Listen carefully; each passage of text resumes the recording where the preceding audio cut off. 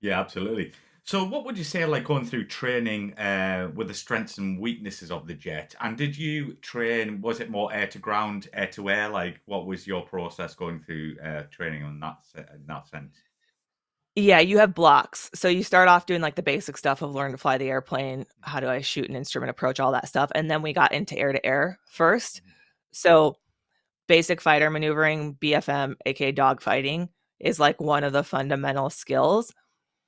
It is also, I think, a really dangerous time as a student because 9Gs is no joke.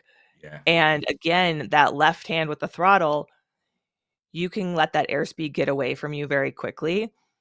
And like you're doing high aspect BFM, so two jets, pointed at each other, and you're as soon as you pass that other one, you're rolling and pulling as hard as you can, and you might be going, you're going like 400 knots, and you're just hitting 9Gs instantaneously. There is a super high risk of G lock because you're not used to 9Gs yet. Your G strain isn't that good yet. You don't know when you should back off because you're young and you're hungry and you want to prove yourself and you have an ego.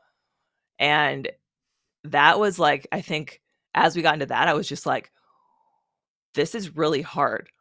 Like the first time I go head to head with my instructor in a jet and I'm supposed to like roll and pull 9Gs and then look up through the top of the canopy while I'm doing that and assess like the angle of his aircraft and what I should do with mine.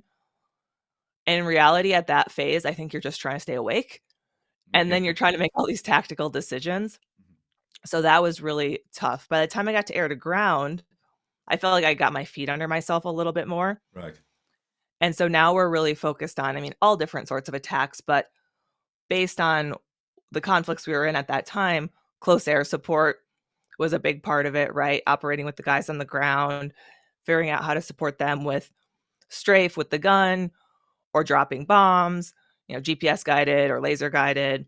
And so you're just learning all these different attacks. And then you're learning about all the different munitions and the fuses and when you should use what and what's a valid attack and what information do I need from the guy on the ground who I'm talking to and how do I avoid not hitting him in the friendlies and the complexity just increases very quickly the second half of that F-16 schoolhouse.